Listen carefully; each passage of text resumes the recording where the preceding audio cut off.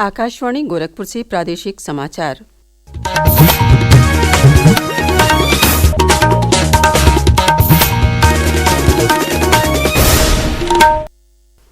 नमस्कार। समाचार बुलेटिन के साथ मैं सुषमा श्रीवास्तव। पहले मुख्य समाचार। केंद्रीय मंत्रिमंडल ने प्रधानमंत्री फसल बीमा योजना और पुनर्गठित मौसम आधारित फसल बीमा योजना को जारी रखने का लिया निर्णय। मुख्यमंत्री योगी आदित्यनाथ ने जताया आभार, किसानों ने जताई खुशी। मुख्यमंत्री योगी आदित्यनाथ ने राज्य सड़क सुरक्षा परिषद के अधिकारियों के साथ की समीक्षा बैठक। दुर्घटनाओं पर अंकुश लगाने के दिए निर्देश। कहा 6 से 10 जनवरी तक स्कूलों कॉलेजों में चलाए जाएं जागरूकता कार्यक्रम। प्रधानमंत्री नरेंद्र मोदी ने की नशाखोरी और जुए के खिलाफ जागरूक करने वाली वाराणसी की ग्रीन आर्मी की सराहना। देश को बताया प्रतिभाओं का पावर हाउस। और महाकुंभ में श्रद्धालुओं की सुविधा के लिए रेलवे ने लिया त्रिकोणीय सेवा शुरू करने का निर्णय। इस सेवा के अंतर्गत अयोध्या, वाराणसी और प्रयागराज को जोड़ने वाली ट्रेनों का होगा संचालन। और अब समाचार विस्तार से।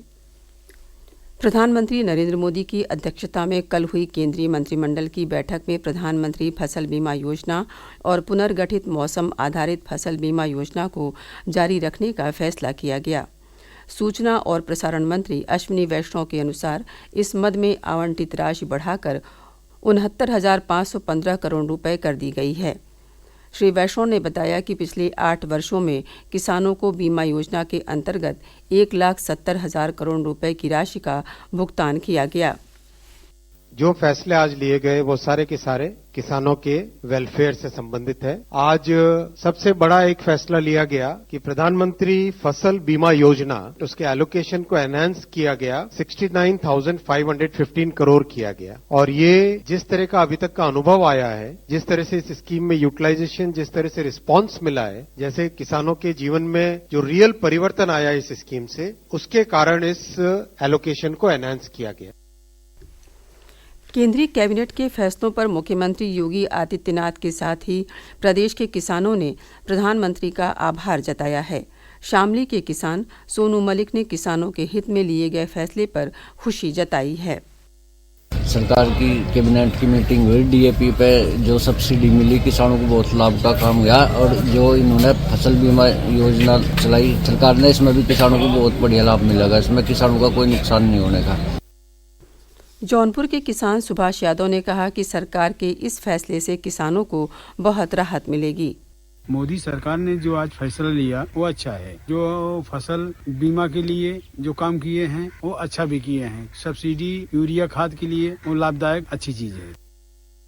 इसके अलावा इस योजना के कार्यान्वयन में बड़े पैमाने पर प्रौद्योगिकी के समावेश के लिए केंद्रीय मंत्रिमंडल ने 82,477 करोड़ रुपए की निधि के साथ नवाचार और प्रौद्योगिकी के लिए फंड के निर्माण को भी मंजूरी दी है।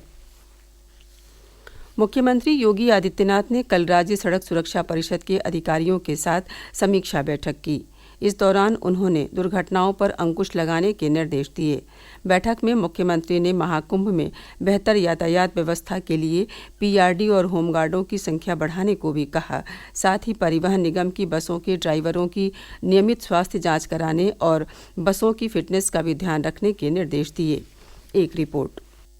राज्य सड़क सुरक्षा परिषद की बैठक में मुख्यमंत्री योगी आदित्यनाथ ने कहा कि सड़क दुर्घटनाओं में हर वर्ष हो रही 23 से 25,000 मौतें देश और राज्य की क्षति हैं। उन्होंने कहा कि 6 से 10 जनवरी तक स्कूलों कॉलेजों में सड़क सुरक्षा जागरूकता कार्यक्रम चलाए जाएं। उन्होंने अधिकारियों को 5 जनवरी तक सभी जनपदों में जनपदीय सड़क सुरक्षा समिति की बैठक सम्पन्न कराने को भी कहा है। श्री योगी ने एक ही वाहन का बार बार चालान होने पर लाइसेंस और परमिट निरस्त करने की बात भी कही। उन्होंने कहा कि इस कार्रवाई को फास्ट टैग से अनिवार्य रूप से जोड़ा जाए। आकाशवाणी समाचार कक्ष से तनवीर फातिमा। केंद्र सरकार ने राष्ट्रीय स्वच्छ गंगा मिशन के तहत प्रदेश के चंदौली और मानिकपुर के लिए 272 करोड़ रुपए की परियोजना को स्वीकृति दी है। एनएमसीजी के महानिदेशक राजीव कुमार मित्तल की अध्यक्षता में हुई राष्ट्रीय स्वच्छ गंगा मिशन की 59वीं कार्यकारी समिति की बैठक हुई। इस बैठक में गंगा नदी के संरक्षण और कायाकल्प के लिए समर्पित कई परियोजनाओं को मंजूरी दी गई। केंद्र सरकार ने one nation one subscription ONOS योजना की शुरुआत की है। इस योजना का उद्देश्य विद्यार्थियों को सिंगल सब्सक्रिप्शन प्लेटफॉर्म के अंतर्गत शोध पत्रों, जर्नल और शैक्षिक सामग्री सहित व्यापक डिजिटल ज्ञान संसाधनों तक निर्बाध पहुंच उपलब्ध कराना है। इस योजना से विश्वविद्यालय और IIT सहित सरकारी सहायता प्राप्त उच्च शिक्षा संस्थानों के 1,80,00,000 विद्यार्थियों को दुनिया भर के शीर्ष जर्नल में प्रकाशित शोध पत्रों को देखने की सुविधा मिलेगी। प्रादेशिक समाचार आप आकाशवाणी गोरखपुर से सुन रहे हैं। ये समाचार बुलेटिन हमारे YouTube channel AIR news Gorakhpur और X हैंडल AIR न्यूज़_GKP पर भी उपलब्ध है। प्रधानमंत्री नरेंद्र मोदी ने वाराणसी के ग्रीन आर्मी संगठन की सराहना की है। एक सोशल मीडिया पोस्ट पर उन्होंने ग्रीन आर्मी के कार्यों को प्रेरणादायी बताया है। प्रधानमंत्री ने अपने पोस्ट में कहा कि हमारा देश प्रतिभाओं का पावर हाउस है, जो नवाचार और साहस प्रदर्शित करने वाली असंख्य प्रेरक जीवन यात्राओं से भरपूर है। प्रधानमंत्री की इस सराहना से ग्रीन आर्मी की महिलाओं में काफ़ी उत्साह है। ग्रीन आर्मी की एक सदस्य निर्मला ने बताया,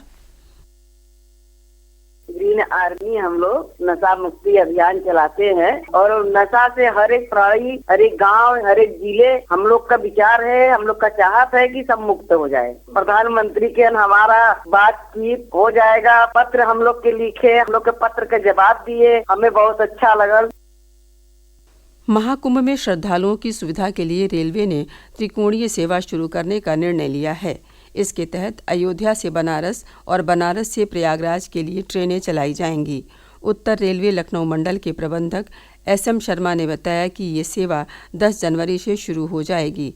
श्री शर्मा ने बताया कि मौनी अमावस्या के अवसर पर 29 जनवरी के आसपास कई विशेष ट्रेनें विभिन्न रेलवे जोन द्वारा चलाई जाएंगी। मौनी अमावस्या में करीब 29 तारीख के आसपास maximum number of special train चलेंगी, चाहे हम चला रहे हों, चाहे नॉर्थ सेंट्रल रेलवे, चाहे नॉर्थ ईस्टर्न रेलवे। जो पहला स्नान है 13 तारीख, उससे पहले हम लोग उसका एक ट्रायल रन भी कर लेंगे, ताकि जो हमारी तैयारी है उसके बारे में हमारे को पता हो। मुख्यमंत्री योगी आदित्यनाथ आज गोरखपुर के दौरे पर रहेंगे।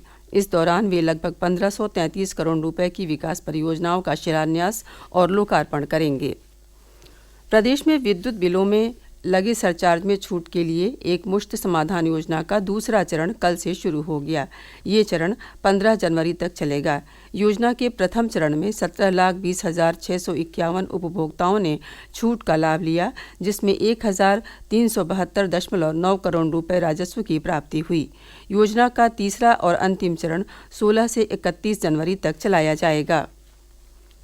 नववर्ष के पहले दिन कल प्रदेश का माहौल उत्सवी रहा। लगभग सभी जिलों में लोगों ने प्रमुख स्थानों पर पहुंचकर नए वर्ष के स्वागत में विविध आयोजन किए। आगरा में बड़ी संख्या में देशी विदेशी पर्यटक पहुंचे। उन्होंने ताजमहल का दीदार किया। भगवान बुद्ध की महापरिनिर्वाण स्थली कुशीनगर में Japan, Canada, Thailand, Myanmar, Sri Lanka सहित अनेक देशों के विदेशी पर्यटक पहुंचे। उधर वर्ष के पहले दिन कल मथुरा में ठाकुर बांके बिहारी मंदिर, वाराणसी के काशी विश्वनाथ मंदिर और गोरखपुर के गोरखनाथ मंदिर में श्रद्धालुओं की भारी भीड़ दर्शन पूजन के लिए उमड़ी। वहीं रामलला की प्राण प्रतिष्ठा के बाद पहले नववर्ष पर अयोध्या में भी लाखों श्रद्धालु पहुंचे। प्रयागराज के यमुना पार्क क्षेत्र में कल शाम मेजा के पास एक कार अनियंत्रित होकर एक मकान से टकरा गई। कार के पलट जाने से उसमें सवार 3 लोगों की मौत हो गई। दुर्घटना में 2 लोग घायल भी हुए हैं, जिन्हें इलाज के लिए अस्पताल में भर्ती कराया गया है। प्रदेश की लगभग सभी जिलों में शीतलहर की शुरुआत हो गई है। पहाड़ों पर हो रही बर्फबारी के चलते लगभग सभी जिलों के तापमान में तेजी से गिरावट दर्ज की गई है। पूर्वी उत्तर प्रदेश के कई जिलों में कोहरा बढ़ने की वजह से आवागमन प्रभावित हुआ है। ठंड बढ़ने के कारण कई जिलों में स्कूलों में शीतकालीन अवकाश घोषित कर दिया गया है। संभल जिले में बेसिक शिक्षा परिषद के अंतर्गत संचालित कक्षा 1 से 8 तक के विद्यालय 14 जनवरी तक के लिए बंद कर दिए गए हैं। और अब अंत में मुख्य समाचार एक बार फिर। केंद्रीय मंत्रिमंडल ने प्रधानमंत्री फसल बीमा योजना और पुनर्गठित मौसम आधारित फसल बीमा योजना को जारी रखने का लिया निर्णय। मुख्यमंत्री योगी आदित्यनाथ ने जताया आभार, किसानों ने जताई खुशी। मुख्यमंत्री योगी आदित्यनाथ ने राज्य सड़क सुरक्षा परिषद के अधिकारियों के साथ की समीक्षा बैठक, दुर्घटनाओं पर अंकुश लगाने के दिए निर्देश। कहा 6 से 10 जनवरी तक स्कूलों कॉलेजों में चलाए जाएं जागरूकता कार्यक्रम। प्रधानमंत्री नरेंद्र मोदी ने की नशाखोरी और जुए के खिलाफ जागरूक करने वाली वाराणसी की ग्रीन आर्मी की सराहना। देश को बताया प्रतिभाओं का पावर हाउस। और महाकुंभ में श्रद्धालुओं की सुविधा के लिए रेलवे ने लिया त्रिकोणीय सेवा शुरू करने का निर्णय। इस सेवा के अंतर्गत अयोध्या, वाराणसी और प्रयागराज को जोड़ने वाली ट्रेनों का होगा संचालन। इसी के साथ प्रादेशिक समाचारों का ये बुलेटिन समाप्त हुआ। नमस्कार।